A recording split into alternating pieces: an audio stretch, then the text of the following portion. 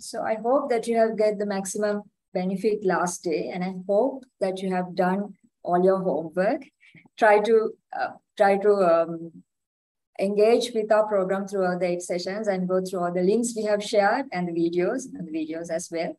So ladies and gentlemen, let me have the honor of inviting Chief Executive Officer, Central Engineering Services Limited. Dear sir, over to you.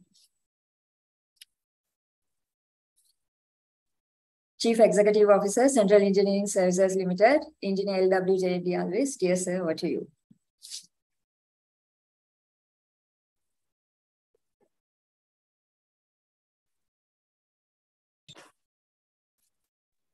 Can you hear me? Yes, sir. Yes. Okay. Yes, so good evening. It is great pleasure to address such a wonderful crowd.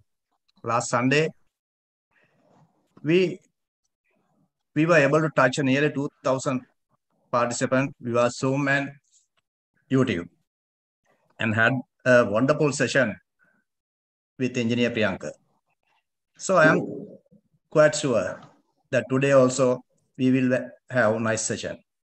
So I wish to take this opportunity, give some words why we organize this kind of event. Sri Lanka is heading to a financial catastrophe.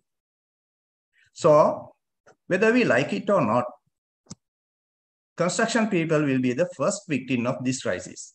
So why I am saying that? Government may force to curtail its capital expenditures to secure essential services such as food, medicine, public sector transport, so on and so forth. So it is obvious that most of construction projects and engineering projects will cease in very near future. Sometimes you may already experience it. As the leading self-financing government engineering organization, CCB-CSL need to quickly respond environmental changes. You learned this in last Sunday in terms of mindful contract administration. Mindfulness is not limited to contract administration only. It plays everywhere in our life if we need to succeed. In a 50-year journey, we face so many challenges. However, with our committed workforce, we were able to conquer all those challenges. So I am quite confident that in this time also, we will come out this mess. So we had a number of discussions with our top management, board directors, how to respond to this situation. We decided to downscale CCB, CSL to certain extent and let our workforce to go out and serve within the country or elsewhere in the world. And especially we asked them, come back and join with us once the situation normalizes. We believe that it is rather proactive approach rather than dropping them down simply. If we can enhance their knowledge, capacities, capabilities, adaptability to unknown destination, it will greatly help them. On the other hand, it is our social corporate responsibility to extend our hand to the society. Nevertheless, I strongly believe that we all are here thanks to the free education. So it is our duty, it is our responsibility to serve our country when it needs our service desperately. That's why we open the door for non-CSL CCB members. Now, those who are not working in CCB CSL can join with this event. I wish to take this opportunity to express my sincere gratitude to all resource persons and especially our moderator, Engineer Nalinda Silva, our board director, who come forward voluntarily and share your invaluable knowledge and experience with us. Otherwise, this event may not be a successful one. Finally, at last but not least, I wish to express my sincere gratitude to our co-sponsors, Systec Aluminium and Worth Lanka. Thank you very much and wish you all the best for the rest of the program. And this is over to Engineer Nalin. Thank you very much, sir, for your valuable thoughts. Ladies and gentlemen, now I would like to cordially invite the course moderator today, Engineer Nalin S.D. Silva, Chartered Engineer, Proud Product of University of Peradeniya, and Director CCB and CSF. Dear sir, over to you.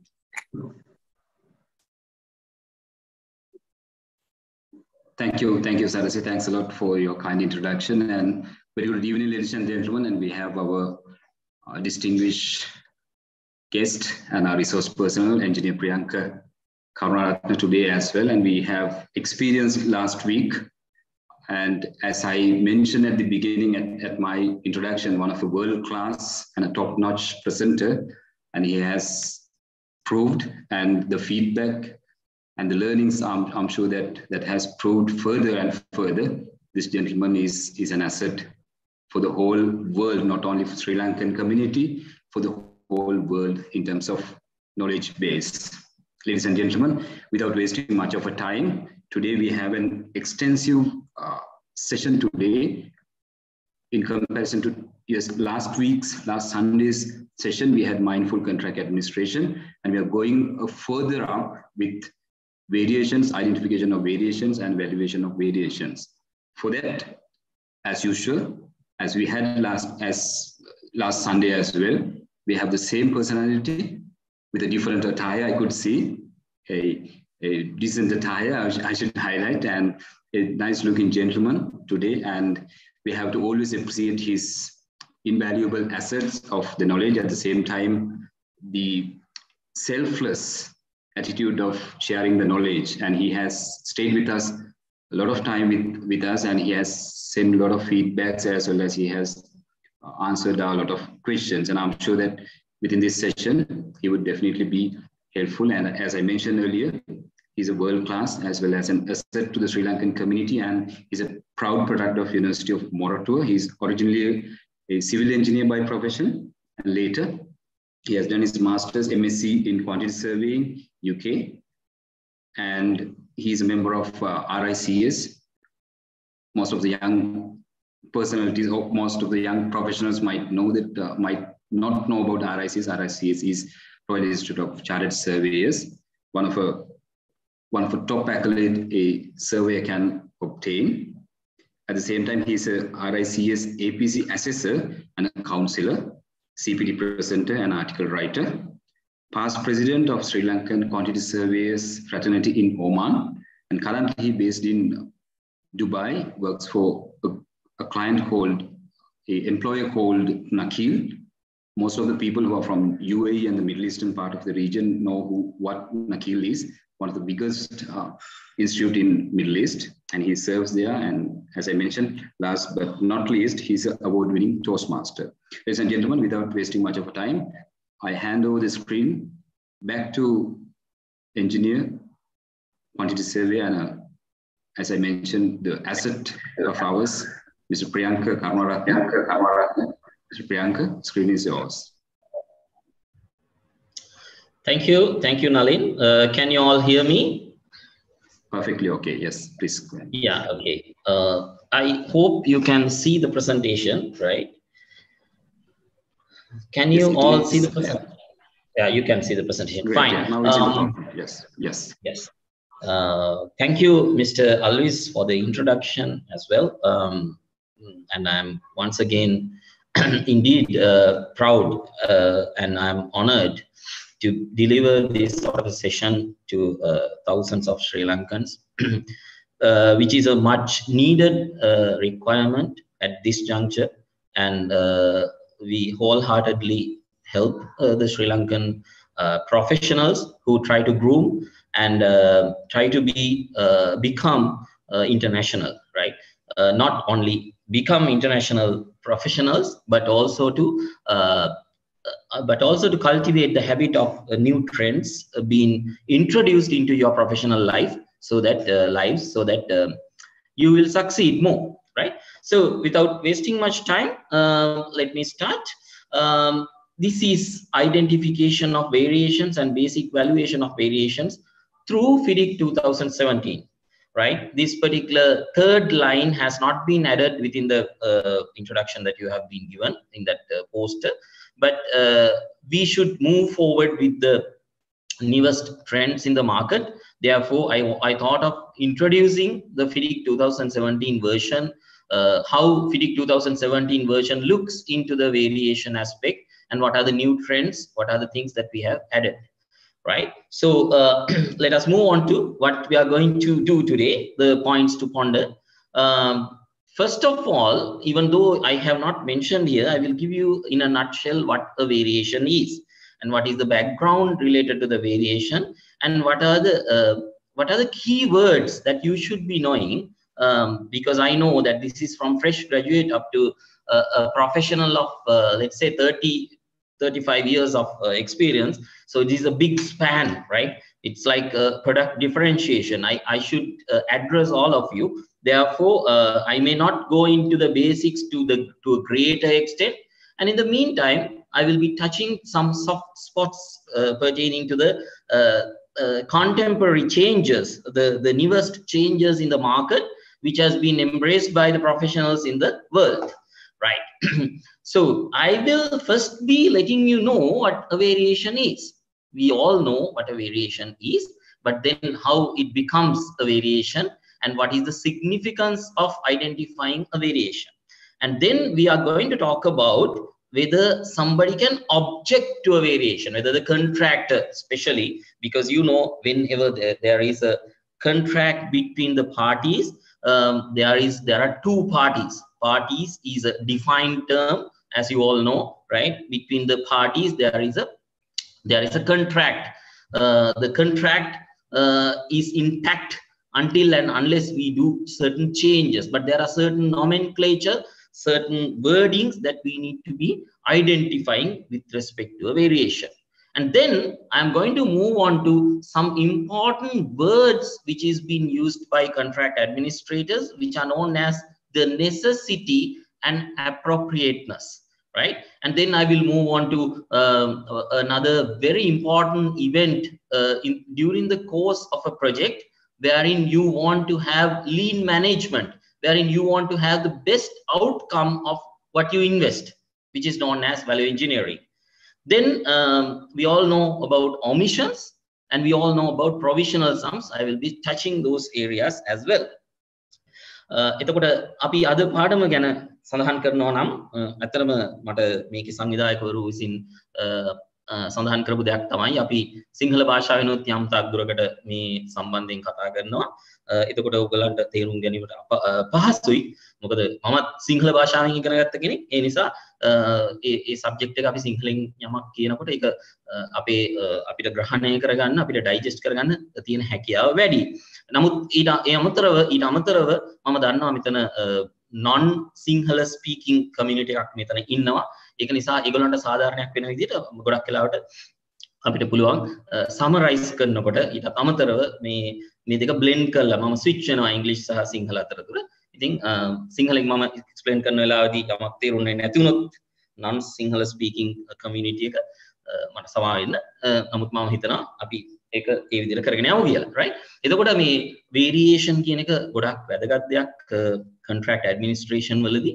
එතකොට අපි කොහොමද variation එකක් අඳුනගන්නේ? variation එකක් කියන්නේ මොකක්ද කියන එක පිළිබඳ මම යම් තාක් දුරකට ඉදිරිපත් කරනවා. ඊට අමතරව අපි variation එකක් ඉදිරිපත් කරොත් ඒ variation එකට අපිට විරුද්ධ වීමට, එරෙහි වීමට හැකියාවක් තියනවාද contractor කෙනෙක් හැටියට? ඒක වටේ සැකසුණු වපසරිය මොකක්ද, මොන දේවල් ගැනද අපි කතා කරන්න කියලා අපි එතනදී කතා කරනවා. ඊළඟට මේ වචන දෙකක් තියෙනවා, necessity. necessity කියන්නේ අවශ්‍යතාවය සහ appropriateness. ඒක කොච්චර දුරට suitableද, කොච්චර දුරට ගැළපෙනවද? අවශ්‍යතාවය සහ ගැළපීම කියන කාරණා දෙක අපි කොහොමද variations එක සම්බන්ධ කරගන්නේ? ඒක ඉතිහාසයේ පුරාවටම තිබිච්ච දෙයක්. ඒ ගැන අපි කතා කරනවා. ඊළඟට value engineering කියන එක ඔයගොල්ලෝ දන්න බොහොම හොඳ සංකල්පයක්. value engineering කියන්නේ අපි වියදම් කරන මුදලට අදාළ outcome එක, අදාළ return එක ලැබෙනවද කියලා අපි බලා ගන්න පුළුවන් දෙයක් තමයි value engineering කියන්නේ. ඊට අමතරව අපි unnecessary costs එහෙම නැත්නම් අනවශ්‍ය වියදම් කපා හැරලා ඒ කියන same function එකම same quality එකම අපි ලබා ගන්න ක්‍රමවේදයක් තමයි අපි value engineering කියලා කියන්නේ. right? ඊට පස්සේ අපි මේ dealing with omissions කියන එක මේක ගොඩක් සංවාදයට තුඩු දුන් ගොඩක් මතභේදයට තුඩු දුන් කාරණයක් contract administration වලදී අපි ඒක සම්බන්ධයෙන් ලෝකය බලන්නේ කොහොමද? FIDIC භාවිත කරන රටවල් 104කට වැඩි රටවල් ප්‍රමාණයක් විසින් මේක කොහොමද ප්‍රැක්ටිකලි ප්‍රායෝගිකව මේක දැක්කේ කොහොමද? ඒ රටවල් නීතිමය පසුබිම අනුව ඒක කොහොමද අපි හැඩගැහුනේ කියලා අපි කතා කරනවා. එතකොට provisional sums කියන එක ඔයගොල්ලෝ දන්නවා. contract එකක් sign කරද්දී අපිට යම්කිසි කර්තව්‍යයකට යම්කිසි works කොටසකට අපිට හරි definition එකක් අපිට දෙන්න බැරි වුණොත් හරියට ඒකේ breakdown එකක් work breakdown structure එකක් අපිට කතා කරගන්න බැරි වුණොත් අපි ගොඩක් වෙලාවට ඒකට අදාළ මුදල් ප්‍රමාණයක් the chunk of money කියලා කියනවා අපි ඒකට allocate කරනවා. අන්න ඒ chunk of money අපි administer කරන්නේ කොහොමද මේ variation process එක තුල කියලා අපි කතා කරනවා. right. Necessity versus appropriateness.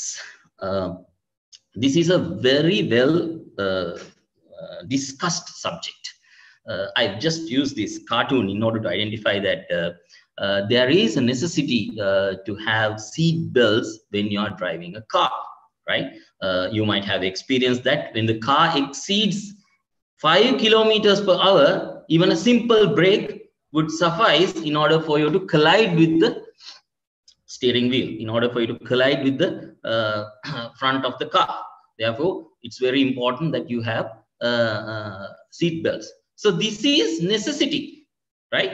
The right hand side is a joke actually. When a wife is driving by the side of the husband, it's better to have a seat belt like this. It is not an insult to the ladies of the world, right? So if it is other way around, it will be the same, right? So appropriateness. Sometimes we call appropriate certain things, right? So we need to identify what is necessity and what is appropriateness when it comes to the context of a variation. So just keep that in mind and then we'll move forward. Vitiate or invalidate? What do you mean by vitiate? What do you mean by invalidate? Vitiate means that the whole contract become invalidated. The whole contract become not valid or something like that. I'll give you sort of an example.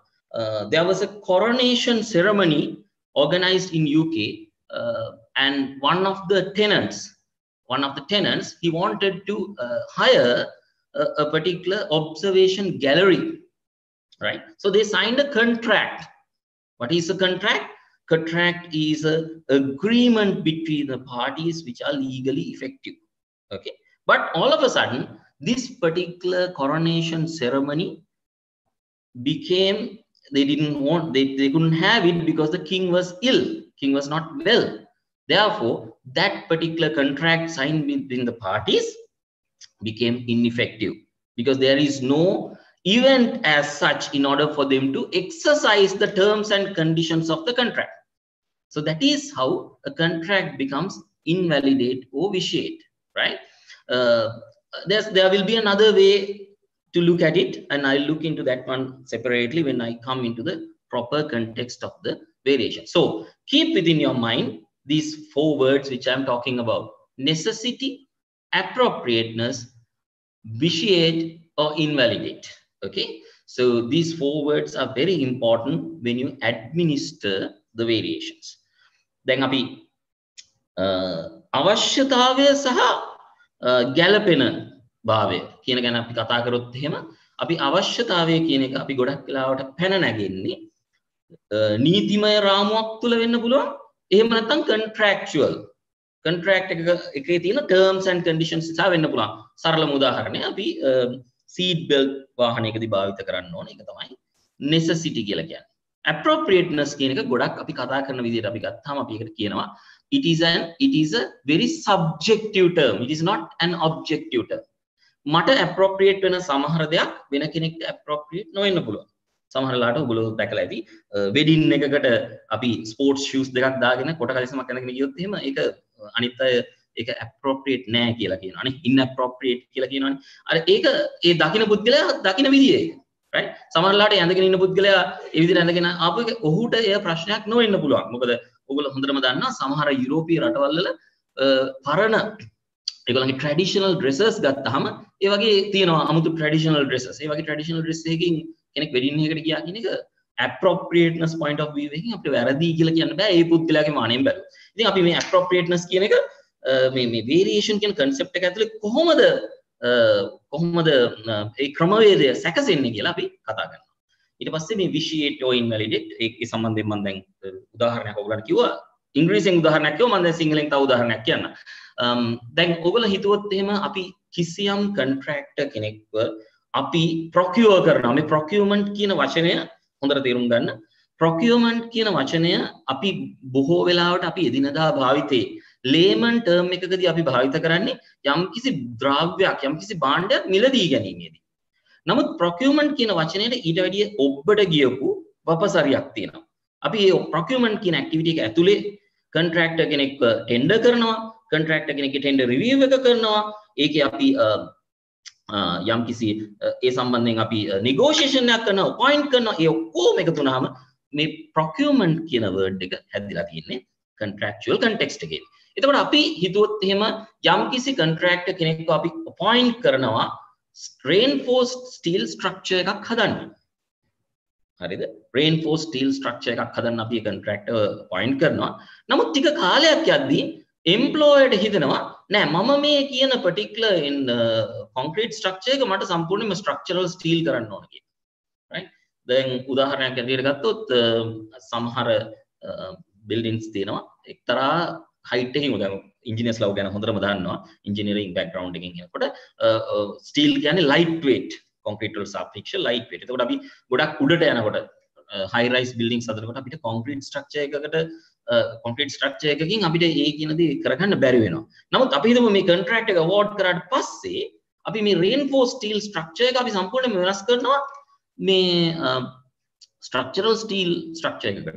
ඒක කොච්චර දුරට මේ variation කියන ක්‍රමවේදය ඇතුලේ තියෙනවද? එහෙම දෙයක් අපිට කරන්න පුළුවන්ද? ඒ ගැන අපි කතා කරනවා. right? ඒක තමයි අපි කතා කරන්නේ. Right. So this is the most old version. Nalin, I just wanted to know whether this wording can be read by you. Is it sufficient enough? The size is sufficient enough? Yes. Great, Mr. Brown. Excellent. You can see it's visible enough. Okay. Yes. Okay. This is the FIDIC Red Book 1977 version. Okay. So this is the wording of 1977 version of FIDIC. Why I use this one? Because this is the origin. This is the origin of the variation clause, which has been subsequently transformed into a version which is more contractor prone, which is more negotiable, which is more pragmatic. FIDIC Red Book 1977 was issued long time back, that is 1977, right? Almost my age. So when they issued this particular version, they spoke about 5 things. Let us read it and then let us quickly read it. You might have read it many a times, the modified version, but I want to highlight something to you here.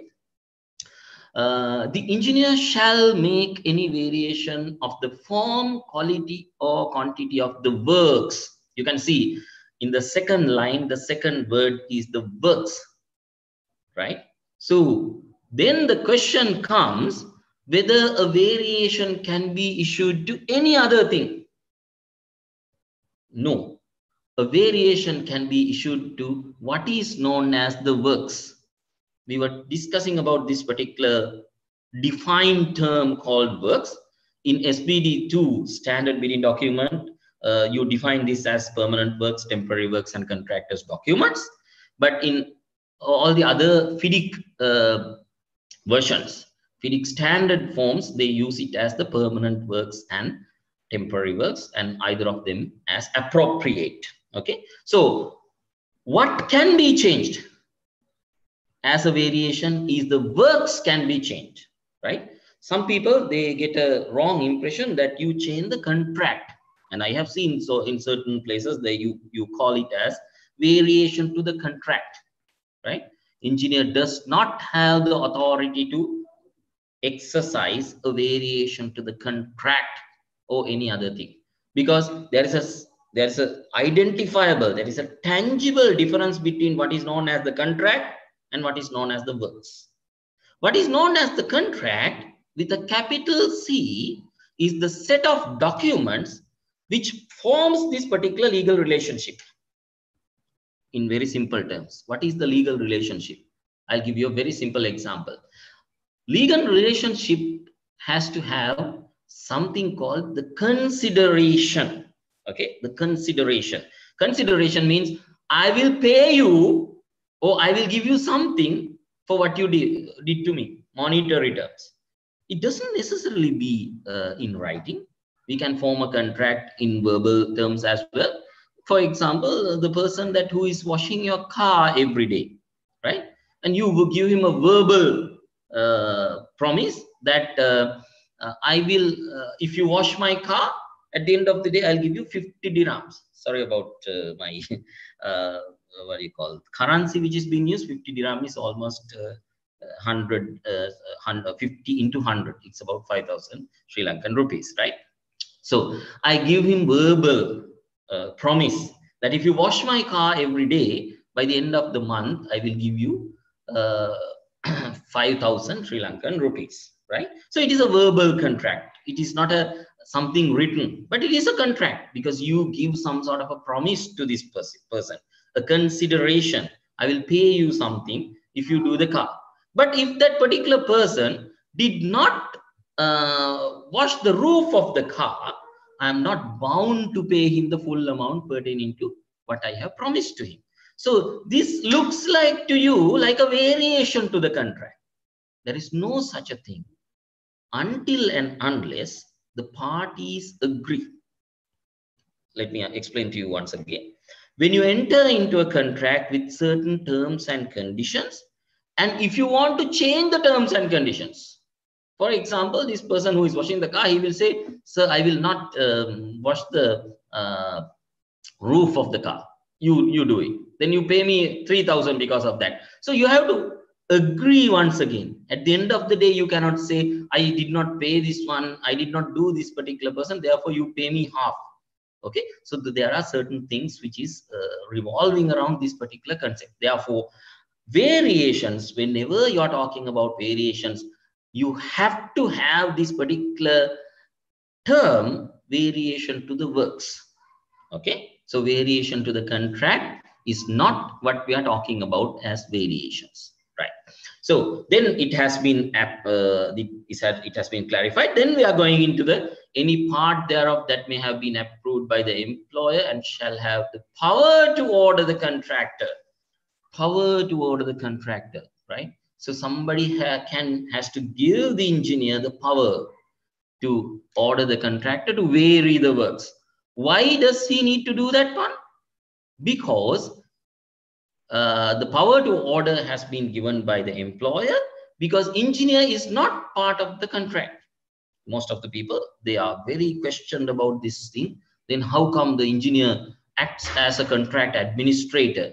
How come the engineer plays a very major role when he's doing a contract as such, right? So the employer and the contractor are the people who are parties to the contract. Therefore, if a third party comes into play, you have to give them the power. You have to give them some sort of a subletting in order for him to exercise these things. So who can make the variations? It is the engineer. It is not the employer, not the contractor. Then what can be varied? It is the works which can be varied, right? Who can make the variations? That is the engineer who can do the variations, right? And then there are 5 things that the engineer can do. The first and foremost thing, as you are very well aware, very well conversant, is the increase or decrease the quantity of any work included in the contract. It's very easy, because if you are using a bill of quantities, if you are using a set of drawings, if you are using a set of specification, you introduce a change to the quantity. You introduce a change to the quantity, which is known as a variation. Is there a limit to do that one? Yes. Okay, so keep that in mind, and then we'll move forward. Then it comes the most controversial part of the variation, which is known as omit any such work. Then you may be asking the question, how on earth you unilaterally decide to omit a work?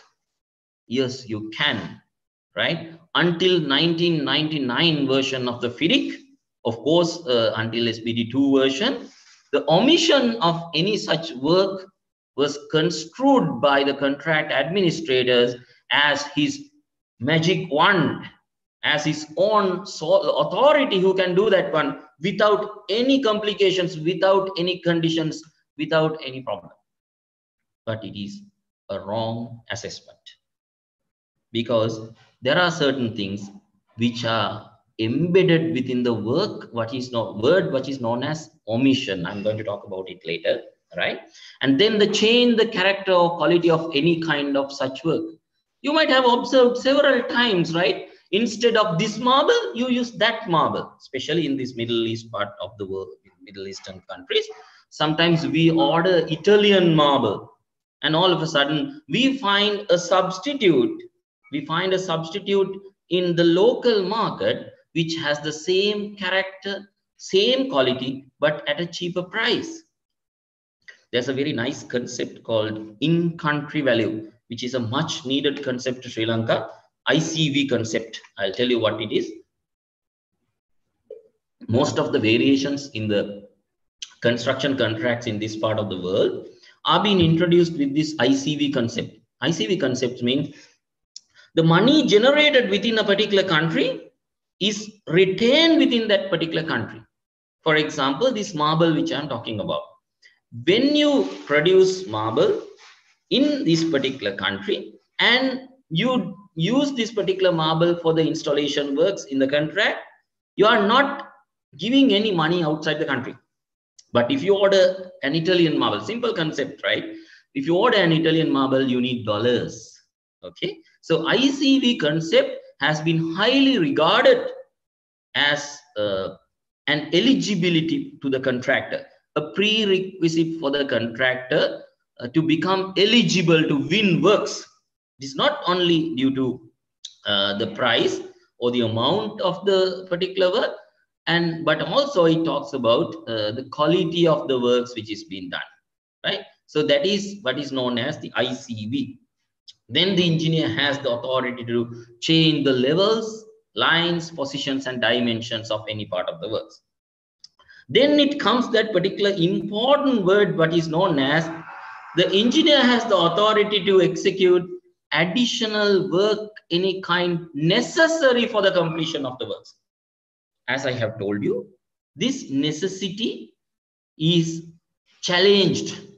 Okay, this necessity is challenged by the contractors over the past couple of years, and it's a very important thing. We will discuss about that one, right? So then it says no such variation shall in any way vitiate or invalidate the contract, but the value, if any, of all such variations shall be taken into account in ascertaining the amount of contract price. I'm not going to much of a word struggle in this regard. I will quickly narrate about what we are talking about here. Then variation එකක් කියන එකක් අපි කතා කරනකොට ගොඩක් අය කතා කරන වැරදි ආකල්පයක් තමයි variation to the contract කියලා දෙයක් ගැන කතා කරනවා. නමුත් මේ අපි variations කියලා මේ කතා කරන්නේ variations to the works කියන එක ගැන විතරයි. මොකද හේතුව අපිට වෙනස් කරන්න පුළුවන් මේ terminology එකේ හැටියට works කියන දේ විතරයි. right? එතකොට works කියන දේ SBD 2 version එකේ ගත්තොත් අපි define කරන්නේ permanent works, temporary works සහ ඒකට අමතරව තවත් කැලලක් අපි එකතු කරලා තියෙනවා contractors documents කියලා. ඔයගොල්ලෝ define term section එකට ගියොත් ඔයගොල්ලන්ට ඒක තේරෙයි. නමුත් FIDIC standard terminology එකේ අපි works කියන එක අපි කතා කරන්නේ permanent works සහ temporary works. එහෙම නැත්නම් මේ දෙකෙන් එකක් කියන එක තමයි අපි ගොඩක් වෙලාවට කතා කරන්නේ. right? එතකොට මේකට අනුව අපි ඉංජිනේරට යම්කිසි බලයක් දෙන්න ඕන variation එකක් issue කරන්න. නැතුව ඉංජිනේරට එක සැරේටම යා contract administrator වුණ පළියට එයාට මේ variation එකක් issue කරන්න බෑ. එතකොට ඒ බලය තමයි employer කියන කෙනා අපි ගොඩක් වෙලාවට ඉංජිනේරට දෙන්නේ. එතකොට ඒ අනුව ඉංජිනේරට කළ හැකි කාර්යයන් පහක් තියෙනවා. ඒ කාර්යයන් මම ඉංග්‍රීසියෙන් සරලව විස්තර කරා. මොකක්ද? පළවෙනි එක තමයි යම්කිසි වැඩ කොටසක part of the works, right? Any work included in the contract. දැන් මෙතනදී ඔයගොල්ලෝ අහන්න පුළුවන් මොකද මේ මෙතන මේ අර capital W වලින් පටන් ගන්න simple S වලින් ඉවර වෙන works නැතුව මෙතන work කියලා තියෙනවා. හොඳ දෙයක් ඒක. ඒකේ ප්‍රශ්න උත්තරේ ගත්තොත් මෙතන තියෙනවා work කියලා කියනකොට temporary works permanent works වලට අමතරව තවත් කොටසක් තියෙනවා. මොනවද මේ තවත් කොටස? ඔයගොල්ලෝ site එකට ගියාම ඔයගොල්ලෝ දකිනවා අපි හිතමු site එකේ තියෙනවා safety signs.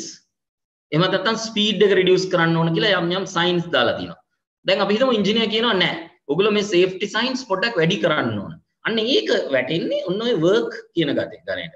මොකද ඒක permanent works වත් temporary works වත් නෙවෙයි. මොකද මේ permanent works කියලා කියන්නේ මේක ගැනත් හොඳ controversial කතාවක් තියෙනවා. permanent works කියලා කියන්නේ the works which remains at site. temporary works කියලා කියන්නේ any other works which is required to complete the permanent works. හරිද? එතකොට the works which remains at site කියලා කිව්වහම ගොඩක් වෙලාවට කතා කරන්නේ මේ හදන building එක, bridge එක, එහෙමත් නැත්නම් අපි හදන යම් කිසි දෙයක් තමයි අපි ගොඩක් වෙලාවට කියන්නේ. නමුත් මෙතන පොඩි ගැටලුවක් ඇති වෙනවා සමහර වෙලාවට අපි කතා කරනවා sacrificial formwork කියලා එකක් ගැන නේද? මොනවද මේ sacrificial formwork කියලා කියන්නේ? අපි දන්නවා C channel එකක් අපි use කරොත් එහෙම soil volume එකක් retain කරන්න මේ C channel එක අපිට දිගටම තියාගන්න වෙනවා නේ. මේ C channel එක අපිට අයින් කරන්න බෑ.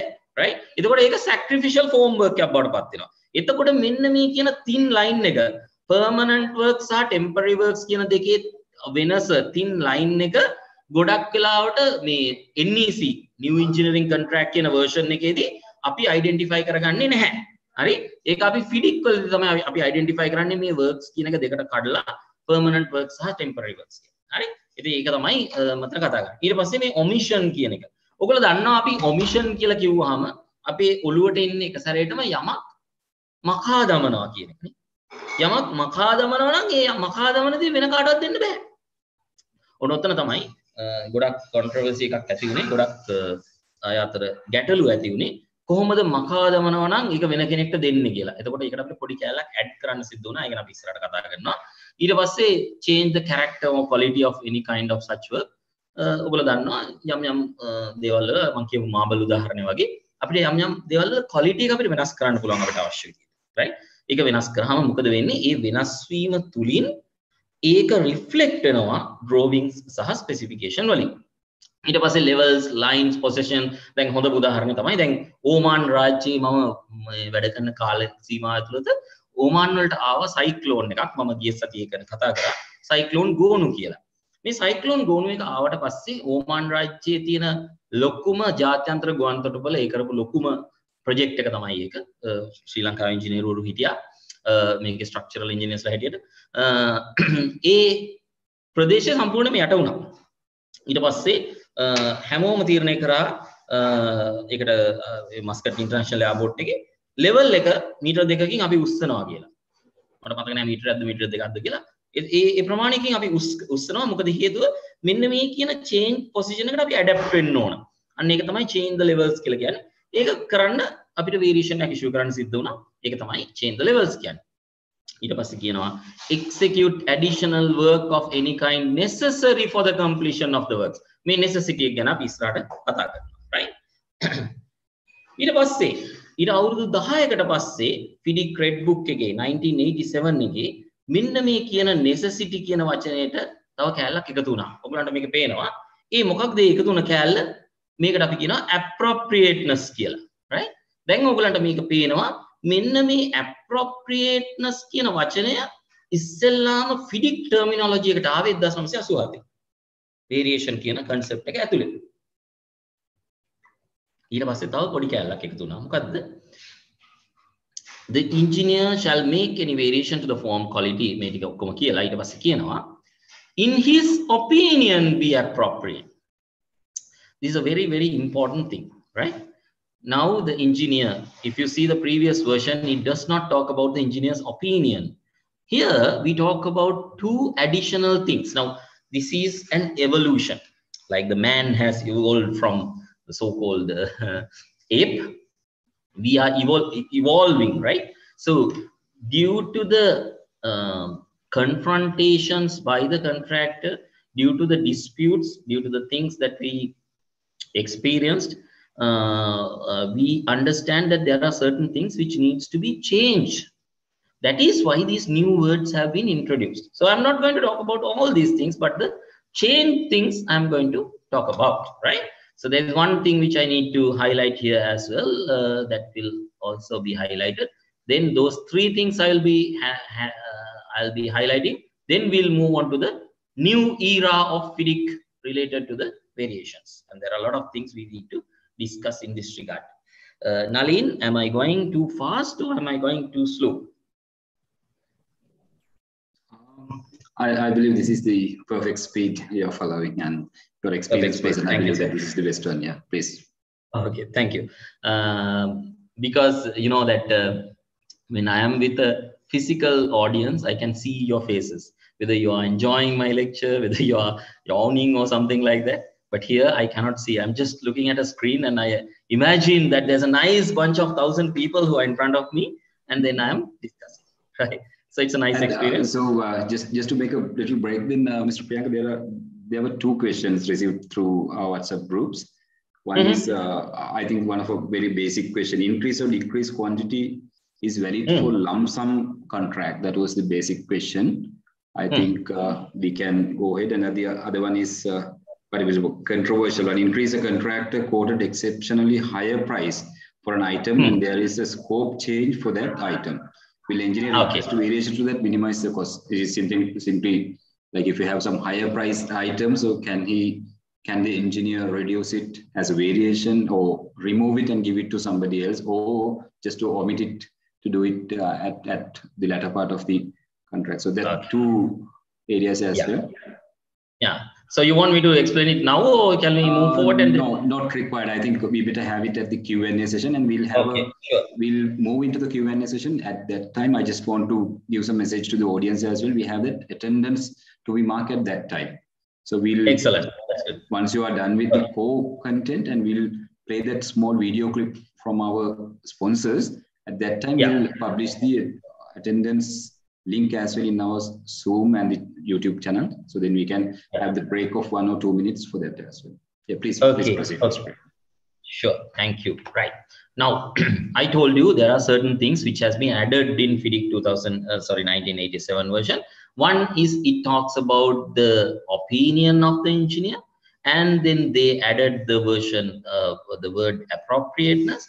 And the most important thing regarding omission, they spoke about something has been added, because I told you that omission does not fit into the context of the contractor, the intent of the contract. So let's talk about it. Very interesting, right? Engineer's opinion. You might remember this particular slide. This is Dr. Bean, as they call him. All right, he was a non-performer in a UK museum. And he was taken to USA. He was sent to USA to do this particular presentation pertaining to a painting called The Whistler's Mother.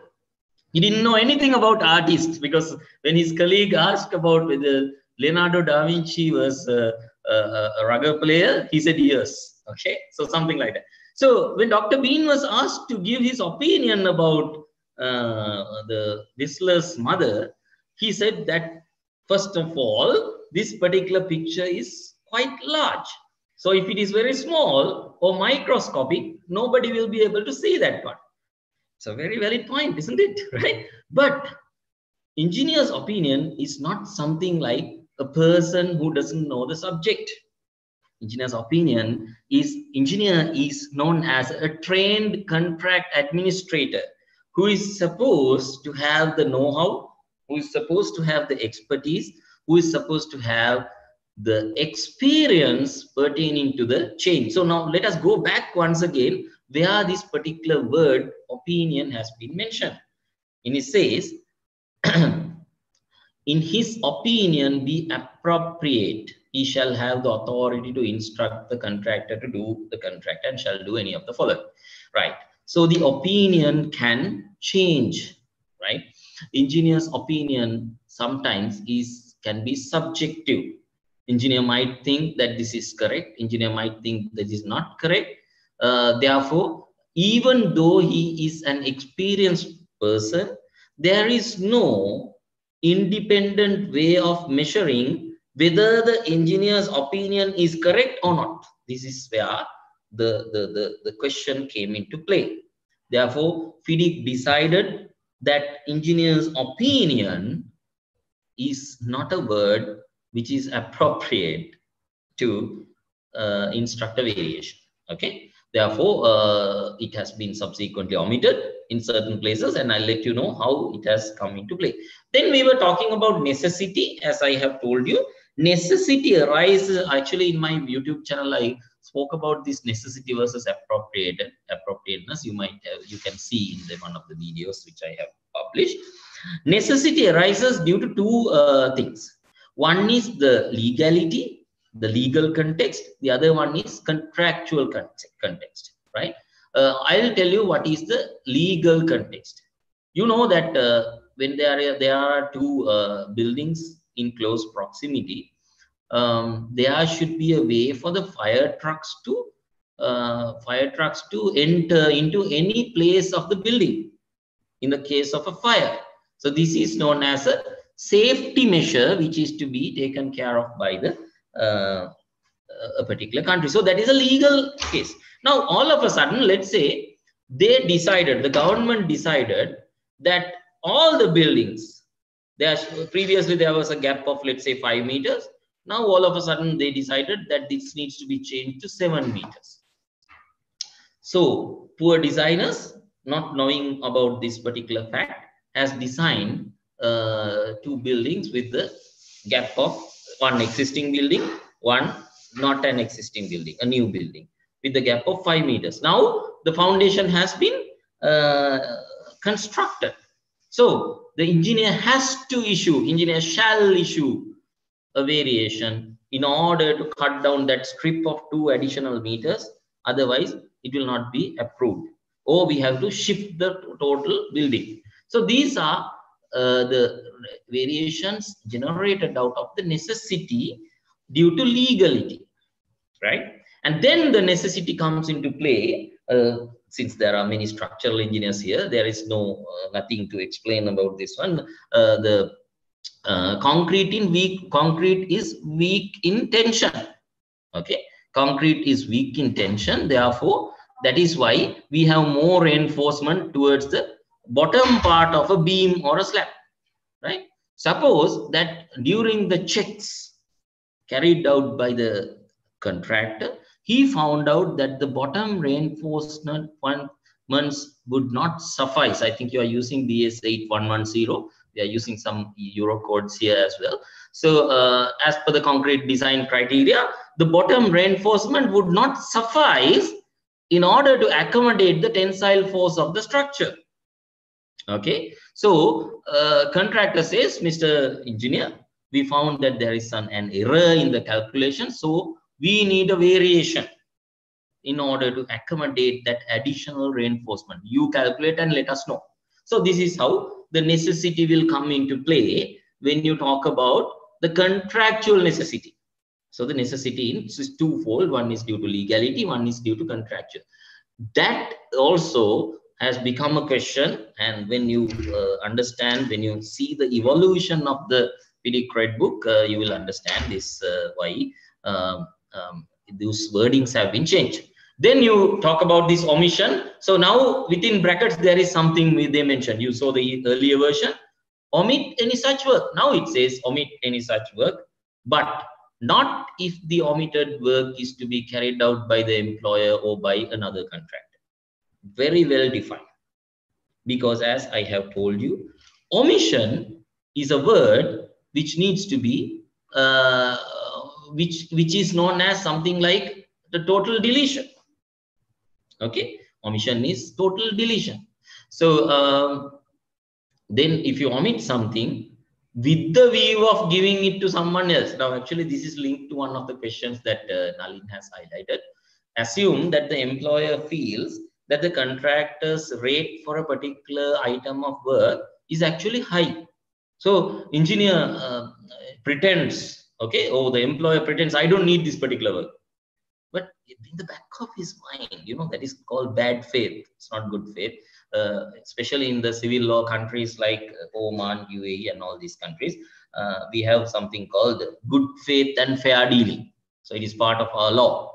I'm sure it in Sri Lanka also is the same. So if you are not acting in good faith, you can be sued, right? So likewise, you can here the question is whether this omitted works can be reintroduced to someone else just to get a financial advantage.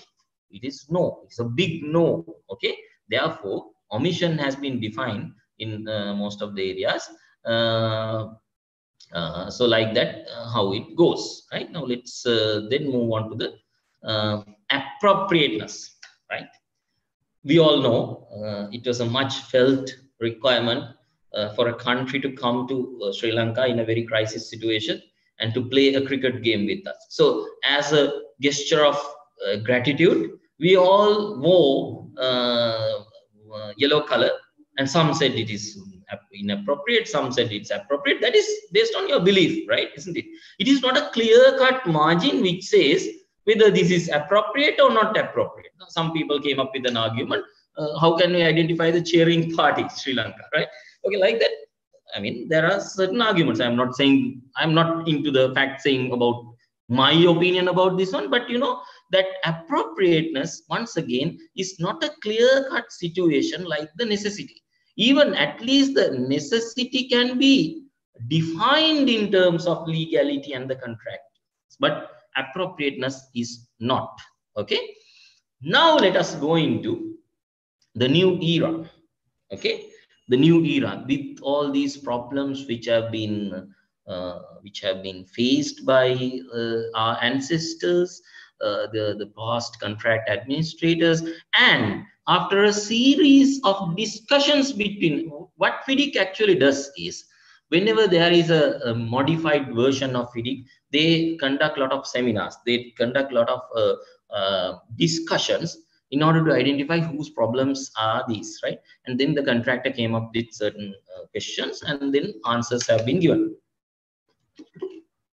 The FIDIC 99 version, what you can see, now the variation clause is very extensive. I'm not going to go through all the sub clauses of variations. If I were to do that one, it will take 2 days. Okay, right? Into this depth, right? But I will be touching very important areas so that it is important, because the first question which was asked is about the valuation of a variation in terms of a lump sum contract. I'll explain you after this session, and maybe during the course of the session, I'll be explaining you certain things, right?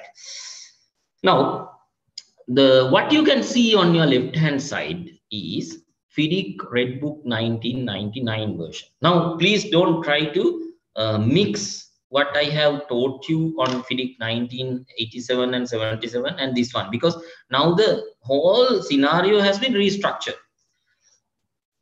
The whole scenario has been restructured. Therefore, there is no more necessity, no more appropriateness, but there are new things which has been included. I'll give you one example. The value engineering clause was not in existence until 1999 version of FIDIC. The appropriateness that you speak about can easily be framed into the value engineering clause. So actually the word appropriateness has been taken into account, but with a new flavor, with a new meaning, with a new intention, which is working for both parties. So that is the glamour of it. That is the beauty of it, right? So this is how FIDIC 99 version variation clause starts. That is known as right to vary, as I have told you in mindful contract administration. The good news for you is that the introductory course of that one seminar will be in the next week. I hope most of you have registered into that one. So I'm looking forward to see you, right? There is some slight time change. I know that you are going ahead with your series of discussions, but I invite you all to attend that particular seminar. It will be worth, right? So variations may be initiated by the engineer. See, the first few terms specifically says may. Okay, may is a defined term in FIDIC 2017 version. Defined in the sense identified term. It is not a defined term. Actually, it is an identified term. May means that the party or person referred to has the choice of whether to act or not in the manner referred to. So it is very clear. Without a variation, you can administer a contract. Simple as that. Without a variation, you can administer a contract. That is why it says it is not compulsory. It is may be initiated by the engineer. So it is discretional at any time prior to issuing the taking over of the works, either by an instruction or by a request for the contract to submit a proposal. Now, what is this? This is a new trend. Okay, it talks about two things. Actually, previously, when engineer instructs something, it is like a one-way valve or something like that. Previously, when engineer issues an instruction, yes, contractor is bound to do that part. It's like bureaucracy. Okay, comply and complain. Okay, I instruct you, and then you have to do it. But here, there is another form, another version of the variation. There is a version called request for proposal. Contractor has to submit a proposal. The engineer says, Mr. Contractor, I think instead of this particular 3D structure, you can have a better structure in 2D form or something like that. Okay. I think that this particular HVAC arrangement can be changed, something like that. And then contractor, with his experience, because I remember when I was an under trainee, there was a nice proposal, what is known as when you are constructing a bridge, that is called incremental launching method. I think most of you are knowing about this. Incremental launching method is that you construct one part of the bridge, and on top of that particular part of the bridge, you continue construction. So it is incremental launching method. So likewise, that is speeding up rather than starting from scratch for each and every section of the bridge, right? So if the contractor is a bridge expert, if the contractor is a high-rise building expert, now if you come to Dubai or UAE, you might be seeing thousands of buildings, skyscrapers, all are taller than our Twin Tower, right? And it has different architecture. They might have gone through a lot of experience in how to construct these particular skyscrapers, right? So then it's very important. The FIDIC 99 version looked into the variation clause in a different angle, saying either it can be issued as an instruction or by a request for proposal, right? And then it comes into the contractor shall execute. Now see, variations may be initiated by the engineer, but the contractor shall execute and be bound by each variation. It's very, very strong statement, right? Very, very strong statement. He's bound to do that one. And there is a comma. After the comma, it says, unless the contractor promptly gives notice to the engineer stating that the contractor cannot readily obtain the goods required for the variation. This is a new thing, isn't it? Previously, when the engineer instructs something, contractor is supposed to do that one. It's like we are dictating certain things to our kids, right? The way we were brought up, we were not meant to be arguing with our adults. We were meant to be bound by. It's a good thing, that it's a good thing as long as the parents are telling the correct thing to do. It's a good thing that you're bound by your parents' advice to do something. But here, the contractor can come up. There's one occasion that the contractor can object to a variation for the first time, right? What is this objection? He cannot readily obtain the goods. You can see the word goods has been capitalized. Why it has been capitalized? Because goods is a defined term which comprises of 4 elements, which is known as the material, plant, temporary works, and the contractor's equipment. If you see the definition of the goods, it talks about 4 things under the purview of the word goods. Materials, which starts from capital M, plant, which starts from capital P, the temporary works, and the contractor's equipment. Okay, so if the contractor is unable to get a proper machine in order to execute this particular variation, which is not a common thing which was foreseen before. Okay, so this is what is known as that, right? Then we are going to then when it came to FIDIC 2017 version, this has been expanded.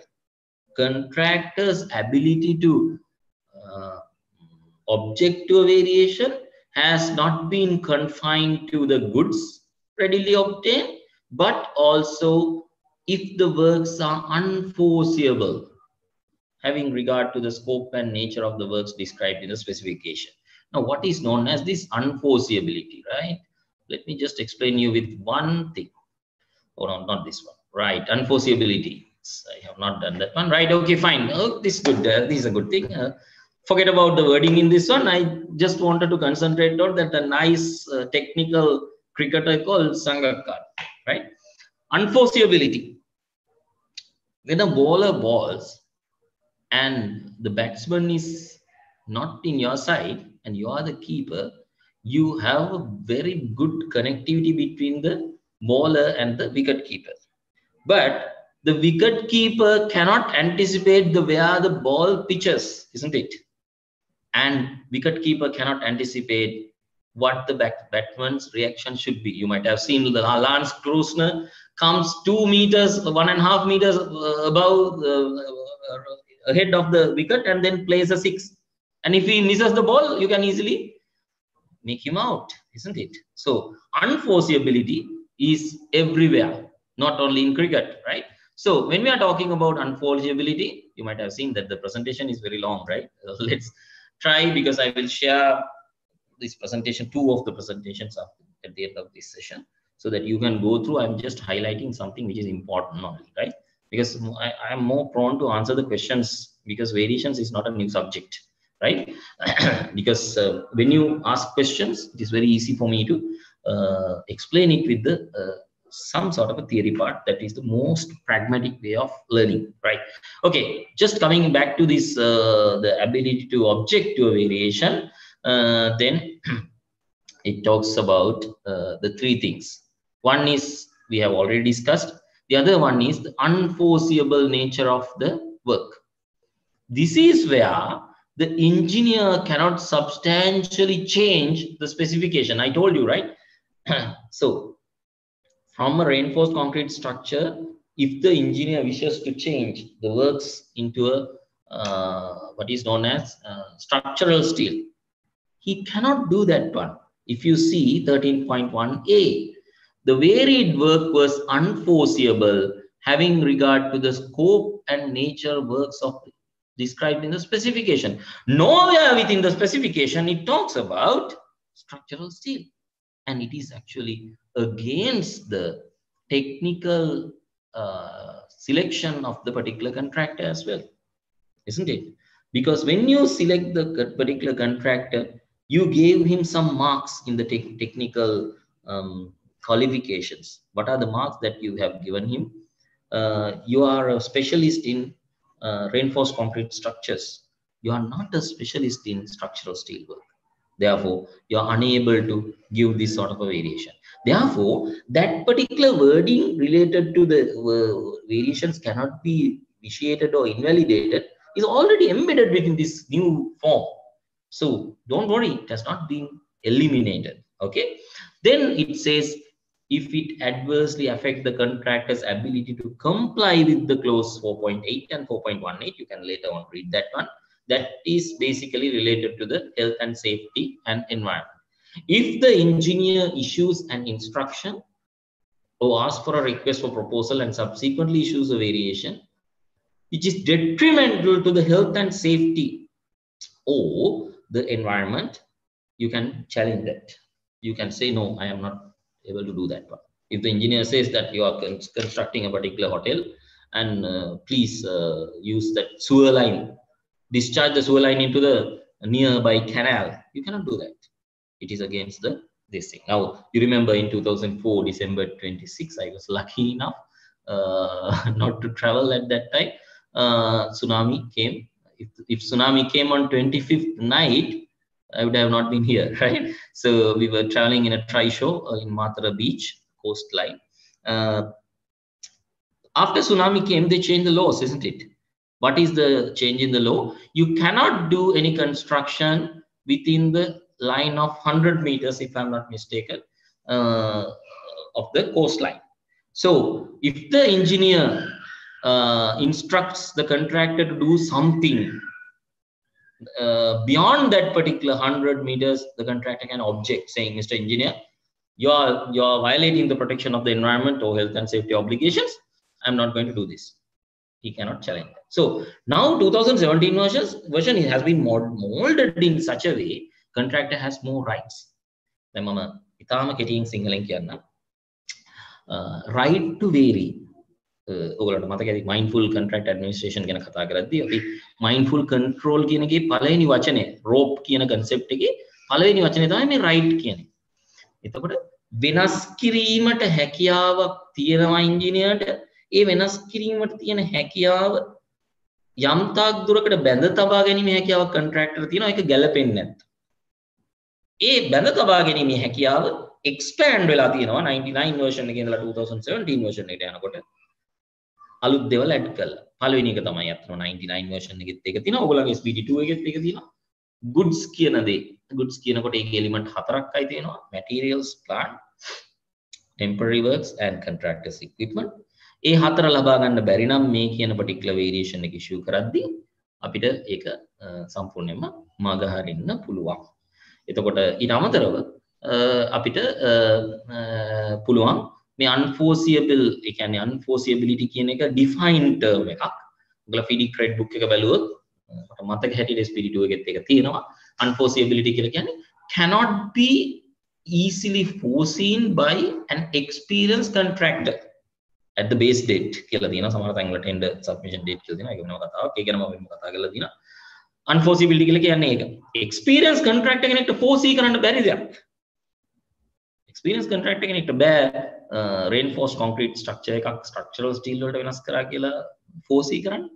එහෙම එකක් කරන්න බෑ යාට, right? තියෙන conditions වල හැටියට, right? එතකොට experience තව දෙයක් තමයි health and safety එකට එහෙමත් නැත්නම් environment එකට detrimental නම්. ඒකට ගැලපෙන්නේ නැත්නම් අපිට අනිවාර්යෙන් ඒක මෙයා කරන්න පුළුවන්. ඒ විදිහට තමයි අපි right to vary කියන එක ගැන කතා කරන්නේ. Right.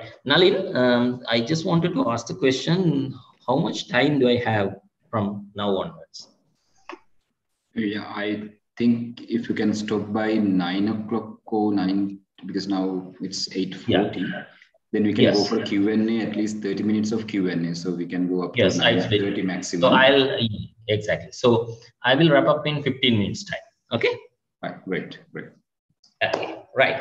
So this is right to vary. So don't worry, because I have prepared a presentation with all the clauses in FIDIC.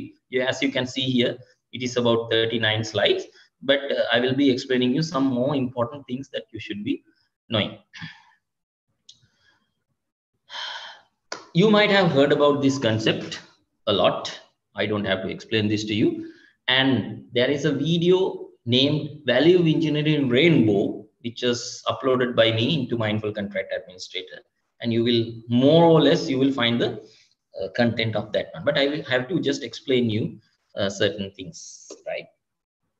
The most, let me say newest, okay? The most recent definition of value engineering as looked into by, actually it is not G. Why am I changing this all the time, right?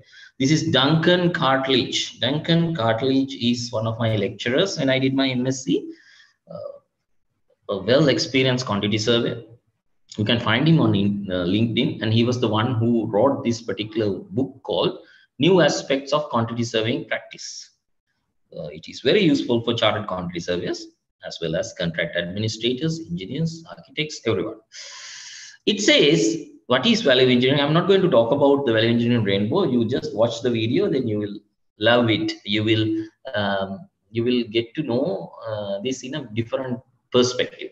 It is a disciplined procedure directed towards the achievement of necessary function for minimum cost without detriment to quality, reliability, performance, or delivery. You might have heard about quality and reliability. Discipline procedure, you know, you might have attended workshops pertaining to value engineering, value management. Then necessary function, you know, necessary function, what does it mean? And minimum cost, yes, of course, cutting down the cost. Very simple example, the simplest example that I can tell you is, why do you have what do you call these barriers whenever you are having when you impact your car, right? In corner guards of the buildings, right? You might have seen there are in garages and car parks, there are corner guards fixed into the walls and the roads, as well as the columns. So corner guards doesn't need to be put to the full height of the car, because the vehicle shape is concave, you know, right? Vehicle is not like that, except for the buses. Most of the vehicles, the widest part of the vehicle is at the bottom, isn't it? So even though a vehicle hit a particular wall, the damage will be minimum, right? So therefore, instead of having a full height corner guards, they reduce the corner guards. See how it has cultivated the habit of value engineering. It is a disciplined procedure. They might have gone through proper studies of studying the height of the car before reducing that one. And the necessary function, what is the necessary function? In order to avoid the collision of a car into a concrete structure, isn't it? So it has already been satisfied, because if it is a concave structure, you don't need to have the full height, only the part which is hitting. And minimum cost, now you reduce the height of the corner guard so that the cost will be minimized without detriment to quality. This is the very important part. The corner guard, you are not giving a low quality corner guard. It is the same material, same durability, same thickness, same warranty. Everything is the same. Only the height has been changed. The reliability, it is the same. Performance is the same. Then the word delivery, I specifically asked, I didn't understand when I read this particular definition, and I specifically asked from the horse's mouth, the person who has written, Dr. Duncan Cartledge, he said, Priyanka, delivery means as a whole, you should deliver the project on time and at the cost, which is specified, and with the quality. Time, cost, quality, and sustainability is another aspect as well. So delivery means the project as a whole. So that means any value engineering proposal cannot object or cannot go beyond the delivery of the building. This is what it says, simply. So value engineering කියන එක අපි ගොඩක් අය දන්න දෙයක්. මේකේ definition එක ගැන තමයි මම මේ බොහොම සරලව සිංහල ඉංග්‍රීසියෙන් මේ කතා කරේ. ඒකේ definition එකට අලුත් වචන එකතු වුණා. මේක ගොඩක් chartered quantity surveyors ලා පාවිච්චි කරනවා. ඉතින් වගේ දේවල් අපි කතා කරනවා, right? Value engineering ගැන example එකක්, I have put an example also, you can go through that one. Right? Most of the things which I have discussed here has been related to the variations, and I wanted to explain a very important thing regarding the recent Ukraine war. Actually, this was a case study which I have done. The contractor has notified that a particular type of steel structure instructed under variation cannot be procured due to Russia-Ukraine war. Question mark. Okay, because subclause 13.1 of FIDIC Red Book 99 talks about the damages. Okay, the damages related to a particular, subclause 13.1 is actually right to vary. Subclause 17.3 and 4 talks about employer's risk. There is one of the employer's risks, let's say, loss due to procurement of goods in Russia and Ukraine war. This is the contractor's argument. He says loss due to procurement of goods. Nowhere within standard FIDIC it talks about loss of procurement of goods. It talks about loss for the works. Then we went into a greater depth because the contractor's claim was there is a particular steel structure instructed under a variation which cannot be procured due to Russia-Ukraine war. Now, you might be thinking that in a different way because Ukraine is the largest, one of the largest steel suppliers to Europe, right? So Russia-Ukraine war may have deprived this one, but the way that he has claimed this thing as an employer's risk, right, is wrong. This is what I wanted to tell you, because if there is a war, they always talk about the direct effect or the direct consequence of the war, which is known as loss of works, loss to the works. Works means what is stationed on the site. Okay, so under the notice provision, he has not done the proper serving of the notice. So therefore, his claim was rejected. I just wanted to highlight that one. Having said that one, one more thing I wanted to tell you, you might have also always gone through all these things. Steel rebar prices, right?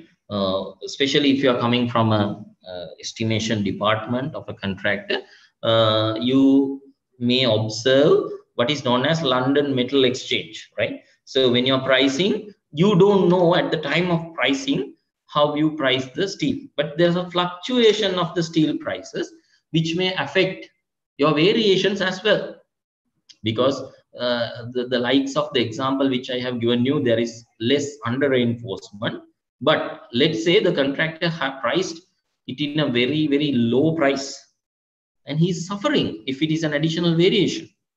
He priced it low. It's like the stock market. He is thinking that this is in the declining stage, but all of a sudden again it came down up. So it's very difficult for you to foresee. There are answers to these sort of questions, such as framework agreements. You might have heard about it. Framework agreements are always talking about these sort of things, right? Framework agreement means that you enter into a contract with a supplier, wherein the supplier can you fix the price to a greater period of time, so you have a less risk of that one, right? Right.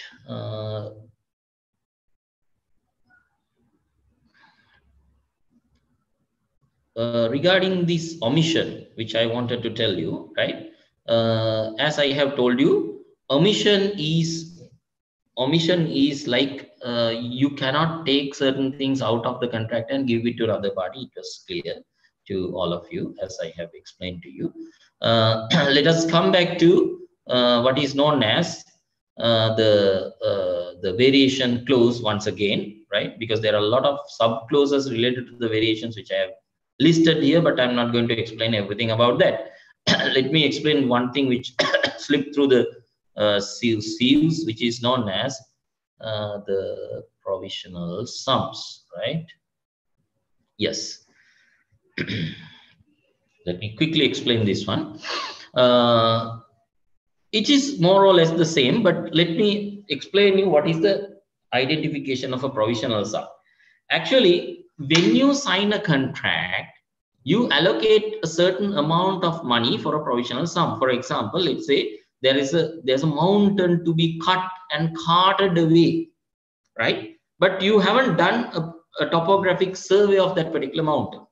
Therefore, you just look into the outer area of the mountain and do some quick calculation. And then based on that calculation, you put a sum and particular amount. But you may not be using the whole amount which has been allocated, because always, you know, the quantity surveyor is assessing it in a higher value. So adjustment of provisional sums is not considered as a variation in the first instance. right? If you change something to the works, and if you well define the works, right, than what has been given in the initial contract. It's a very tricky thing, please understand, okay? If you have given the real topographic survey amounts related to the mountain, and then you give a provisional sum, yes, that you're going to change something, okay? So adjustment provisional sums is normally considered as a separate entity in a final account. You might have seen that. So this variation clause is always talking about the variation to the works, but please be mindful, you cannot ask the contractor to delete a particular line item in the BOQ because it's wrong, okay? It is not a variation. How it is defined is a drawing says what to do and a specification says how to do it. So whenever you instruct a variation, what you normally used to do is you ask the drawings to be changed, you ask the specifications to be changed, and accordingly the BOQ can change. So this is the mechanism of the variation. So this is what is about that one. And then let us come back to what we were talking about. We spoke about what is variation, what is revolving around a variation, and whether the contractor can object to a variation. Now you know the reasons why it can be objected. And we spoke in length about necessity and appropriateness of a variation. And then we spoke about value engineering. Value engineering, there's an exercise which I put. I'll give you a very little example. Value engineering, not a cost-cutting exercise. You all know that, right? If you ask for a Camry car and at the end of the day, contractor builds a Corolla car, it is not value engineering. But the way the value engineering clause has been drafted is like that. There are certain areas wherein the employer anticipates certain savings. When he anticipates certain savings, you can do such adjustments as such, right? There are some videos which I have posted on value engineering, so you can go through that one. Then dealing with omissions, as I have told you, the employer or the engineer is not empowered to perform omissions to his own whim and fancy. It has to be justified. And then I spoke about the provisional sums. Okay, so now we are coming into the end of the session. Nalin, over to you. So the questions I can answer now. Thank you very much, Mr. Priyanka. And this message is for all the participants. We'll be having a little break of maybe maximum of 2 minutes of publishing these certain sponsorship advertisements. Meantime, you have the attendance link in the chat box. Number one in the Zoom as well as in the YouTube. Now you have the chat. Now you have the link to mark your attendance as a Google form. So please mark the attendance. We will keep it open for only 15 minutes. So it's 9:56. We'll keep it until maximum of 8:56. So we'll keep it until maximum of 9:15. So please mark your attendance. It is essential to have your attendance to be marked. You can either click the link in your Zoom as well as in the YouTube. So Sanjay, Mr. Priyanka will have a 2-minute break to have some sponsored video links. And I have compiled certain questions. At the same time, I would rather happy if you can take 2-3 minutes to give some insight about the valuation of the variations as well. So we are okay with what is mentioned in the BOQ. If you have the BOQ rates, it is quite obvious. We can make the valuation, but please take some 2-3 minutes to explain something which are not in the BOQ, something which are not defined, how we can go with the valuation of the variation. And there were some questions, you can amalgamate that question as well. There was a basic question, what is the difference between variation and the extra work? Variation and the extra work. So we'll have that discussion a little later. And Sanjay, can we have this advertisement to be played? Then we can have a 2-minute break. Yeah. And right, please go ahead.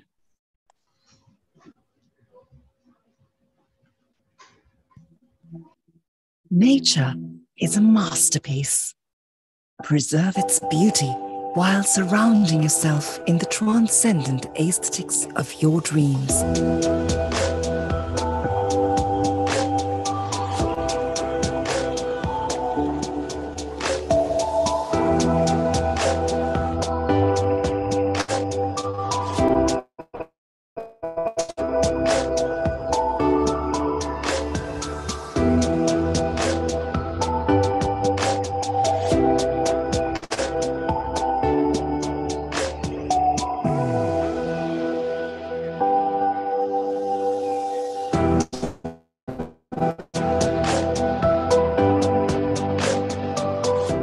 Embrace a world of elegance and sustainability with Swisstech Aluminium. Swisstech Aluminium. Live in elegance.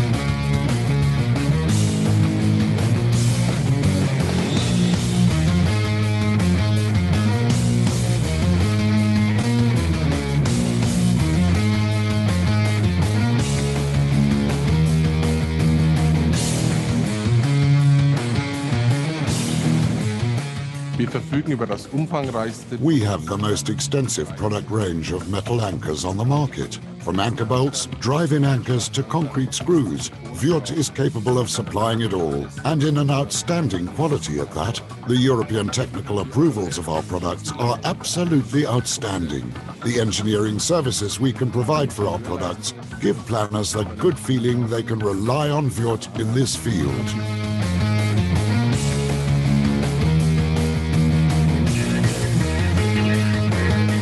In a nutshell, this means that no other manufacturer of anchors is as versatile as Vyut.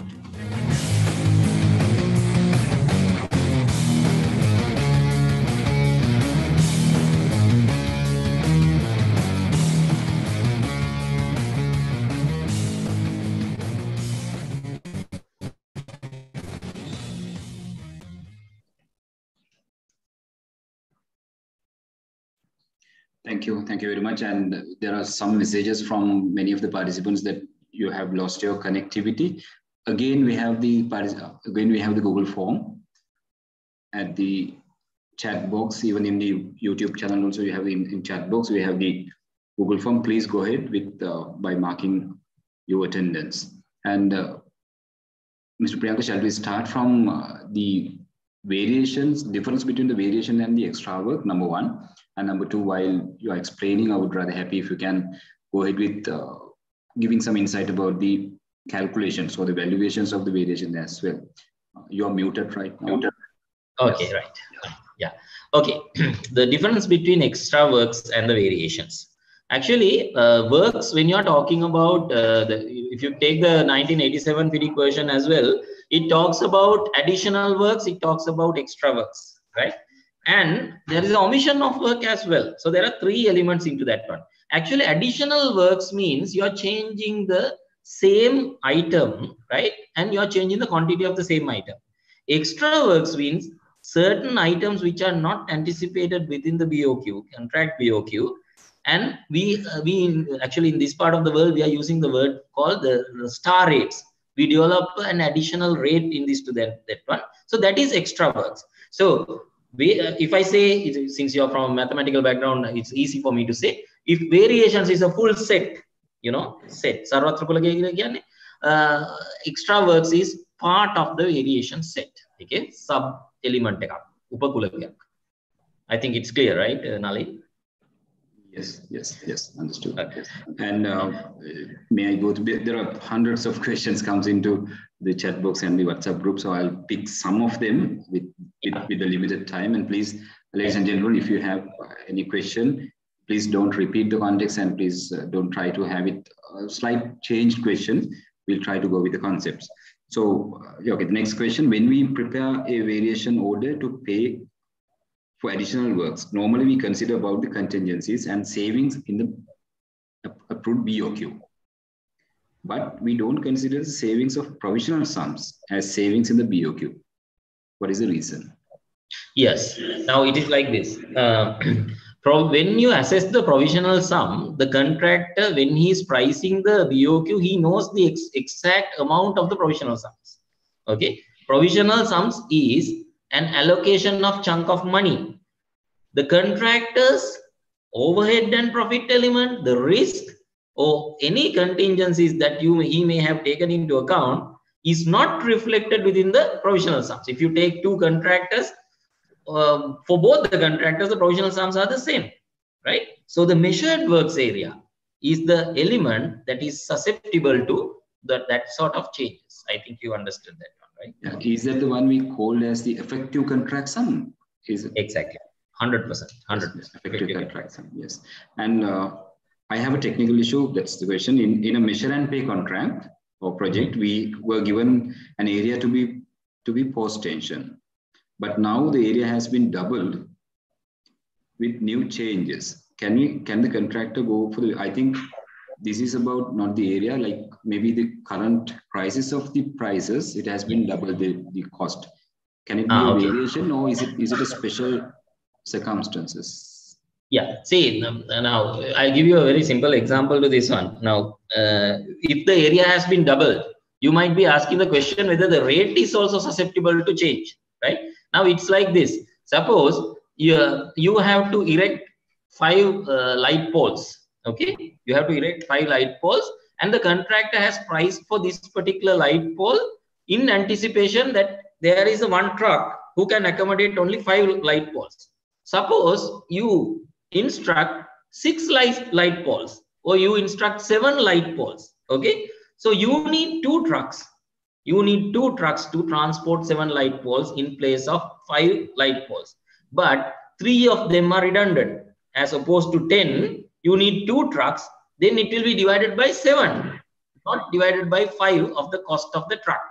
Therefore, if the quantity is doubled, right? First and foremost, you have to understand what is there a mistake, right? If there is any sort of a mistake, you have to understand that that needs to be corrected. But quantity doubling, in the sense, it seems to be me like it is a variation which was issued. So not only the quantity, but also the rate can be challenged. There are certain criteria which is given in the FIDIC Red book as to how you can calculate that one.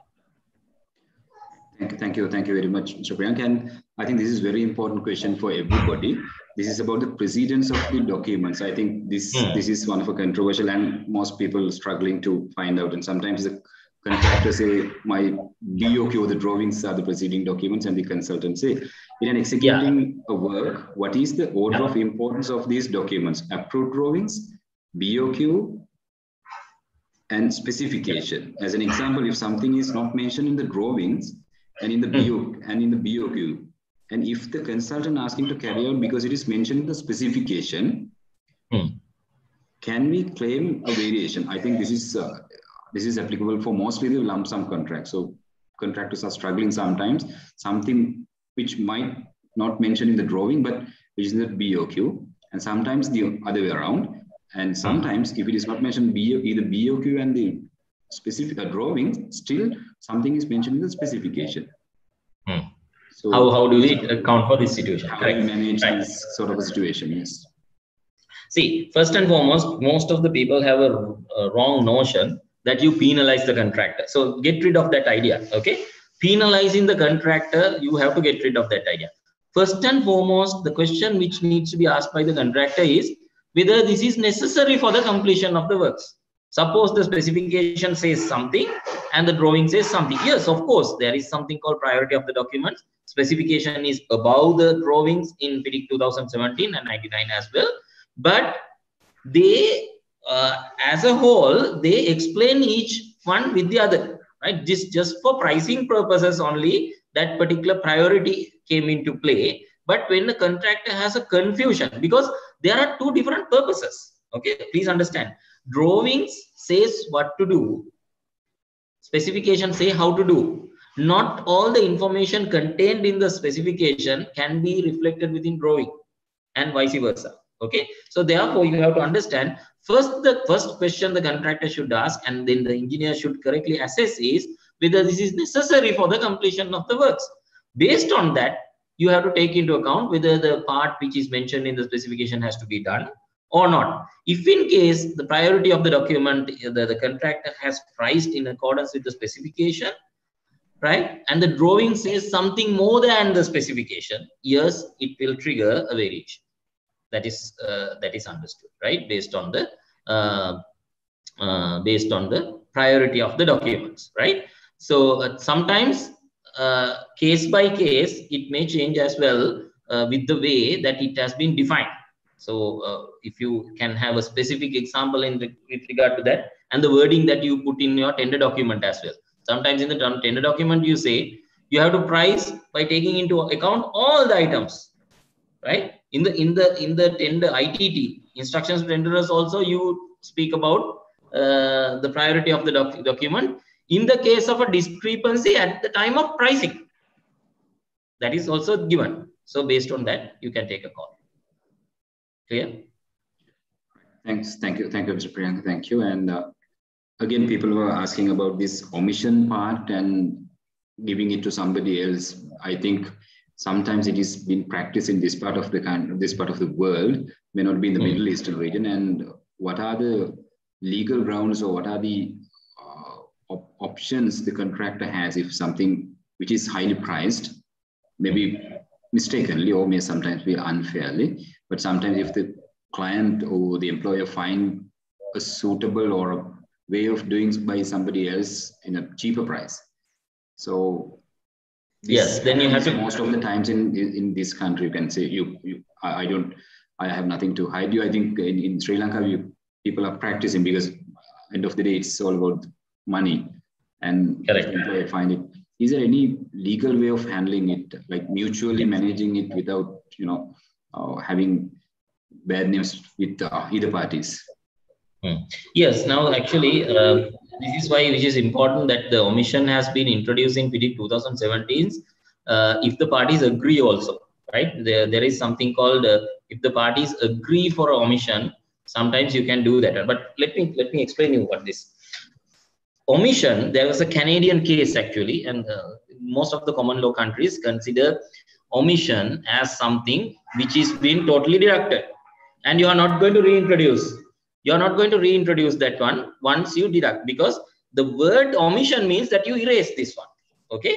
So when it comes to the context of the legality, the bona fide, that good intention, good faith. In good faith, if you are doing a dealing like that and you omit something and give it to someone else, the contractor can sue actually. Contractor can sue, it's a breach of contract, right? They're saying that you haven't acted in good faith, but you have to check one thing, Nalin, in the Sri Lankan law, right? How this omission has been taken into account. If there is any court case as such, right? Where the precedents can be taken into account. Most of the common law country cases, it is very clear that omission cannot be done with the view of giving into another party. But there is an escalation. I'll tell you one example. Sometimes with the agreement of the parties, if you go to FIDIC 2017, it says with the agreement of the parties, omission can be done. Suppose contractor has done a genuine mistake. If he continues this with this one, let's say instead of concrete rate 50 riyals per cubic meter, he put 5 riyals per cubic meter. If the contractor does something like that for a big work, he will go bankrupt. Okay. But the employer actually has got the budget for that one.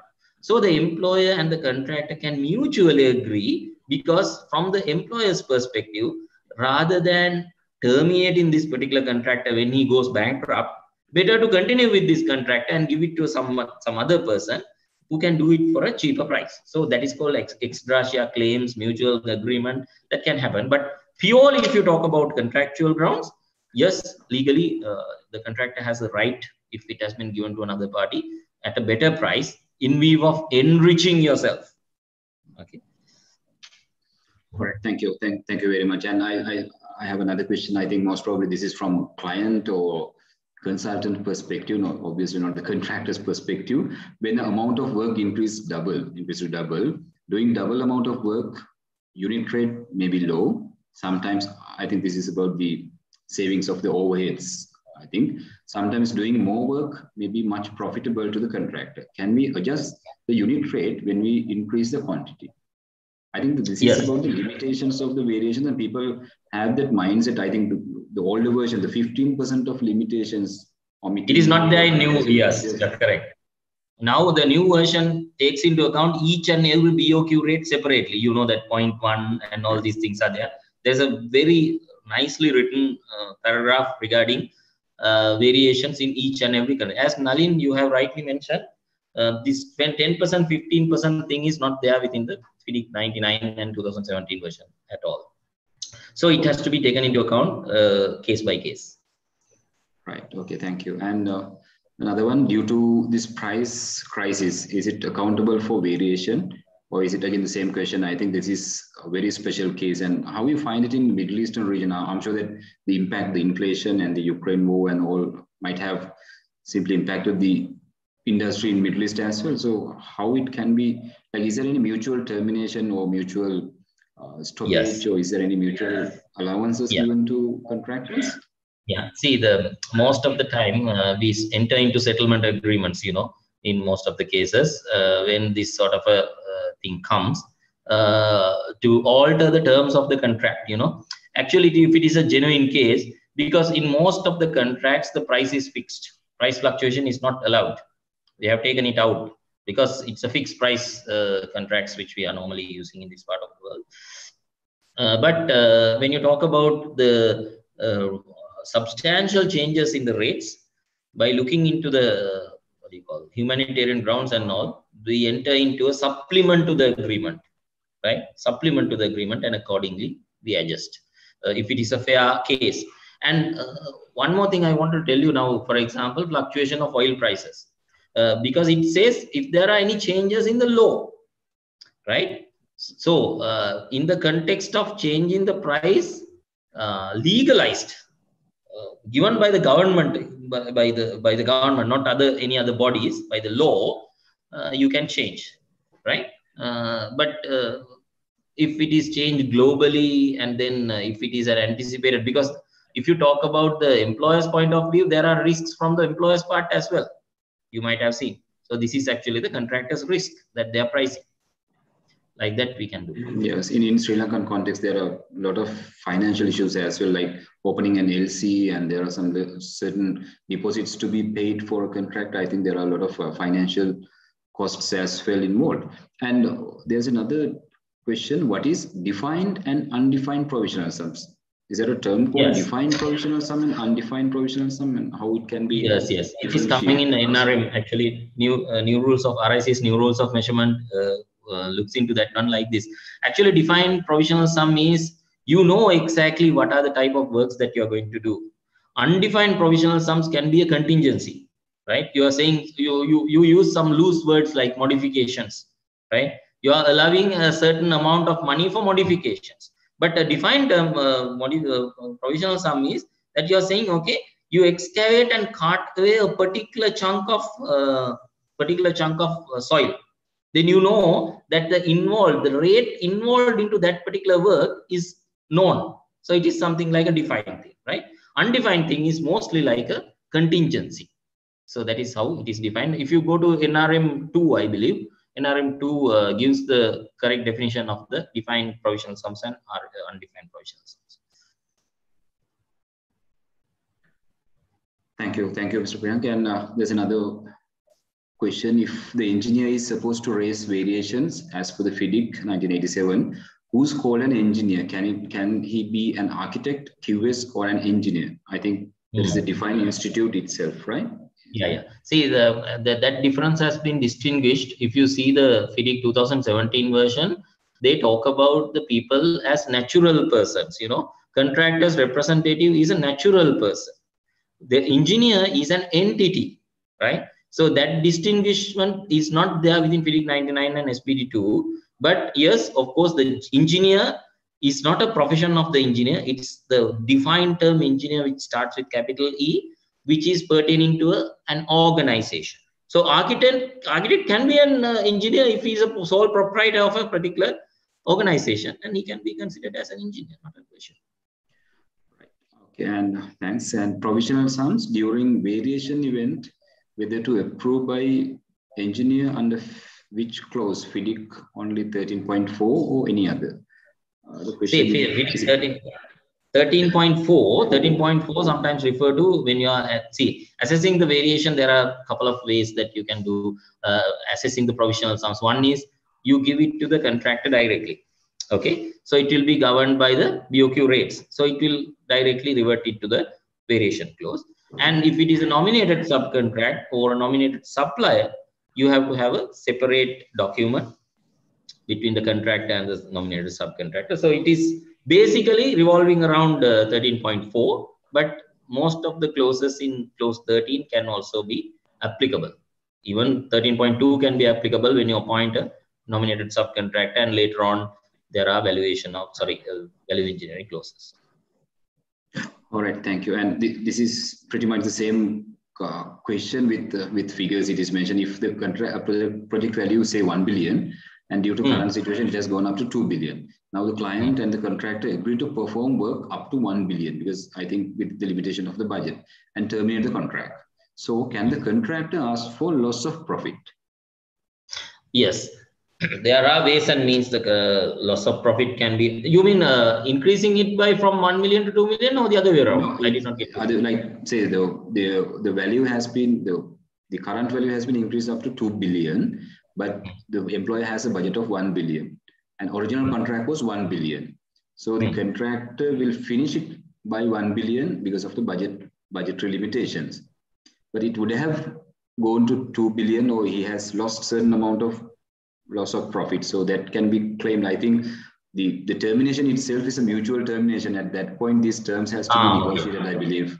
Correct, 100%. If the employee is at default, there is a provision for loss of profit claim. But if it is a mutual termination with the understanding, because the notion is like that, you cannot ask for loss of profit for unexecuted work. It's like that you have this particular bottle, but you are not selling this particular bottle, right? So if you are not selling this particular bottle, you cannot ask for that overhead and profit, the profit element. But if the employee is at default, that generates the contractor to lose his rights, his opportunity cost. Although those things will come into play, but as a mutual agreement, normally the loss of profit will not be claimed. It is based on the terms and conditions of the mutual agreement. Thanks. Thank you, Mr. Frank. And if you wouldn't mind staying 10 minutes more, and Sanjay, is there any opportunity to give these raise hand participants to shoot their questions directly? Are we going for these verbal questions as well? We have 2 raise hands. We have 2 raise hands, and gentlemen, now it is 3. And if we have been limited to maximum 5 raise hands, and please, gentlemen, ladies, if you have these questions, please shoot it very briefly and quickly, and we will limit it to 30 to 40 second maximum. And our resource person will reply within 1 minute's time. So we'll limit it to maximum 5 questions, Sanjay. Yeah. We'll start with Nadir Milan. Yeah. Hello, can you hear me, sir? Please yes, I can hear you. Okay. Sir, in the local context, in the we are in preparation of the bill of quantities, we are allocation of the contingencies in the allocation for the especially the government project. But when we are the application in the current context, we are all the variations and the provisional sum, any adjustment, all are covered under the contingency figure. Sometimes some projects are not applicable for the additional cost other than the provision of the contingencies. If you have any contractual provision for in these situations. See, the contingency is actually a risk component, Nadira. First, you have to understand that one.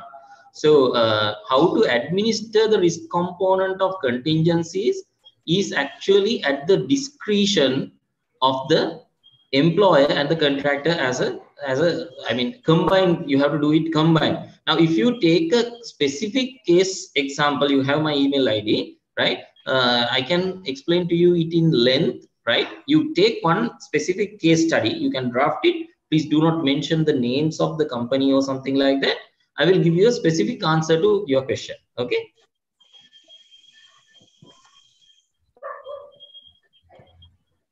Mohammed Rafiz? Yes. Yes, Mr. Priyanka, meantime, again, there is a situation here in Sri Lanka as well, because especially this airport project, the BIA project has been stopped by, there are some mainly due to the financial crisis. So there were a lot of prominent contractors who involved with this project, and can they go for loss of profit or that sort of claims? There were some questions from the audience. Any advice you can give? Yes. You can go for loss of profit if the employee is at default. There are certain cases where the employee is at default. What I can tell you is that cost plus profit. Now there are certain places where you can see within FIDIC itself, the word cost plus profit is there. Contractor can claim for cost plus profit, not only the cost. So whenever it is mentioned as cost plus profit, yes, you can claim for the loss of profit. That is the answer to that question.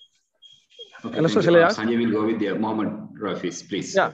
So regarding our project that we are under the extension of time, but the meantime that due to the fuel crisis and the material purchasing due to this crisis time from the last 6 months, we continuously informed to the engineer regarding these issues. Then we got some certain kind of extension of time. At the meantime, due to this crisis, that we are very difficult to manage the entire project scope, which means that the certain area of the scope of work which can be operate the project and do everything, but we are planning to reduce the scope of, which means that if a project area covered 15 houses, we are planning to reduce around 10,000 or 500 houses from our scope of work because of this crisis. So, but so it is an omission, right? Isn't it? It's omission. Yes, simply say omission. Is it possible? The reason which I mentioned, crisis, is possible to do such kind of omission in our project? Yeah. See, it's like this now. Sometimes, if the crisis situation comes, the employer's termination, right? Employer can do it. Termination for convenience also he can do, right? If the crisis situation comes, yes, they can do that one. They can do the omission. But if it doesn't have the intention to give it to another party, and of course with the agreement of the contractor, if you see the FIDIC 2017 wordings, it's very specifically mentioned that with the agreement of the contractor, you can do that. So, sorry for the interference. That this request, we are the contractor, we are requesting for the engineer to consider for omission. You contractor, okay. Now in that case, actually the employer's intention. That is also that means you are varying the terms of the contract. You are actually varying the terms of the contract. So because the thing is, when you are talking about time for completion is linked with the contract. So if you reduce based on the contractor's request, the time for completion will be reduced. There is no argument about that. Accordingly, there are knock-on effect. There is a knock-on effect on the program. There's a knock-on effect on the resources being implemented. All these things will come into play, right? And the employer, on the other hand, will be able to enjoy the facility of half-done houses earlier than he has expected. Okay, so it's another flip side of the coin, so that he can earn revenue half of the houses earlier than he has expected. So it is most of the people, they don't think about that.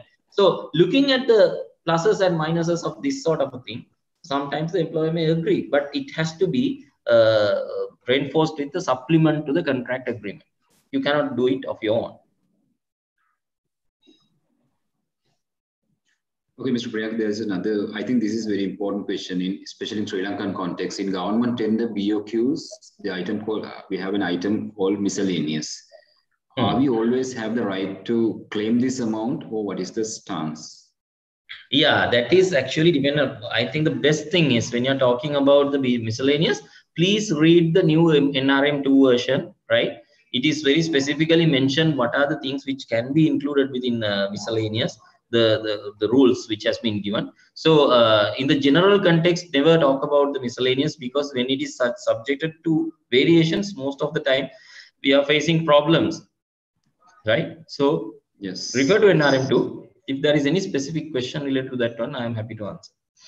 Right. Thank you. Thank you. And there are hundreds of requests to share your presentation. I'm sure that we can do it hopefully by next week, and both the presentations, please. We are pretty much sure that there are a lot of proprietary rights, and I'm sure that this participant would use it like ethically, I should say, giving the due respect to the author, who's Mr. Priyanka. And ladies and gentlemen, we are almost done with the timing, and we'll give one opportunity to Chanaka Samarajiva very briefly. Chanaka. I'm talking regarding the omission part in the perspective of engineer's point of view. If a contractor is repeatedly showing low progress and delay in the project works, and as an engineer, we need to that completion of certain part of the project immediately, so that in that case, can engineer's point of view, can we do the omission of that work scope from the original contract? Very good question. Very good question, Chanaka. We don't call it as an omission. Okay, works will remain the same. We get it done by another party and contra charge from the contractor. That can be done. Mostly, this can be done when the contractor is continuously failing. You have to notify him, right? There are certain provisions in the FIDIC which we can do, but we don't call it as omission. As I have explained in the beginning as well, legally, omission means that you erase from the total thing, right? You cannot reintroduce that particular work. So what you're saying is, it is not the omission that we are talking in terms of the valuation of variations, BOQs and all these things. Omission of the works is not the appropriate term. Taking out the works from the contractor and doing it by another contractor and contra charge from the contractor, yes, there are notice provisions available in FIDIC if the contractor is continuously failing. Right. We are on the dot. We are at 9:30 of time. I think there may be a lot of questions, and I'm sure that all the participants can use WhatsApp groups, and we will introduce Mr. Priyanka's YouTube channel separately, and you can have the chats. And in the future as well, there are a lot of programs conducted by Mr. Priyanka himself, and maybe sometimes in CECB's perspective as well. And we have some 6 more sessions as well in the future. So please keep your questions flowing and get them ready, and we'll shoot them to the other resource personnel as well. And Mr. Priyanka will be available hopefully by his own channels, and there are programs conducted by himself. So we'll share the details. And Mr. Priyanka, you need any time to just explain your future plans, especially once you're doing your programs? Actually, there is yes, thank you, Nalin. Actually, there is an introductory program called My Mindful Contract Administrator on next week. So try to attend that one. Then you can decide from that introductory program. I'm conducting a course under CPDS Engineering Consultants. That particular course is actually worthwhile to do. 24 hours of CPD hours will be covered in that one.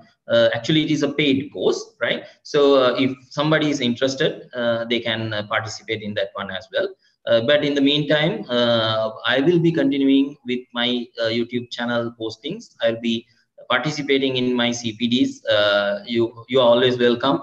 I will keep Nalin posted as the focal point, so that if Nalin has got access to all of you, any of my CPDs, definitely you are always welcome. So there is no issue at all, and I'm willing to help, and I'm very happy to be helping the Sri Lankan community in Sri Lanka, because I have been serving Oman for about 15 years now in UAE.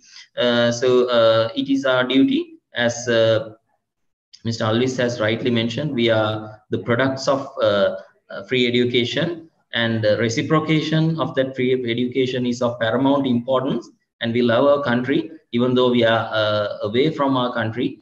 We are watching our country, and we expect your success only. Success, and success in all spheres. Thank you.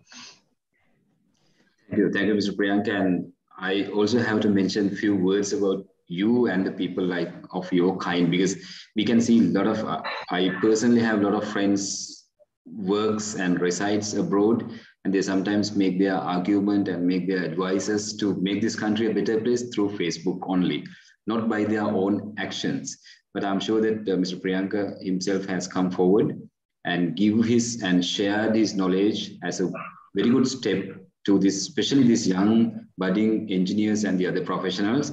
And this is the way to serve the country. I think that is at the topmost level. With that remark, ladies and gentlemen, let's congratulate Mr. Priyanka for his future endeavors. And unfortunately, this is only the session, only the second session, only the 2 sessions which we can involve with him in this particular course. And I'm sure that he will be available for future courses or future knowledge sharing sessions. And we would love to see, and your Cherry's face and the way you deliver and the way you elaborated was perfectly done. And I'm sure that many of our audience have got most of the content. And this YouTube, this recordings could be uploaded into YouTube, and at any time, even as I shared with you last time, we had over 3,700 views. So I'm sure that this session would also be shared among all the professionals around the globe, I should say, especially the Sri Lankan community. So that could be a national service by yourself. With that remark, ladies and gentlemen, you all were a good audience, and there were certain humps and bumps here and there, but please bear with us, because handling 1,000 and some more participants in the YouTube channel is a huge challenge. There were a lot of people behind these curtains, Sanjay, Sarasi, and especially the training unit of CECB led by Chandana. And there are some other people who helped this, and especially the Zoom masters. And as well as we have a lot of people who help this and who are not visible in front of this audience, especially Dilum and the supporting team. With that gratitude for them as well, we would like to conclude the session, and we will see you by next Sunday at the same time, 7:30. And we have another 6 more sessions, and that would definitely be uplift your career and your professionalism. Thank you very much, ladies and gentlemen. Have a pleasant evening and good night. Good night. Thank you, Mr. Priyanka. Thank you.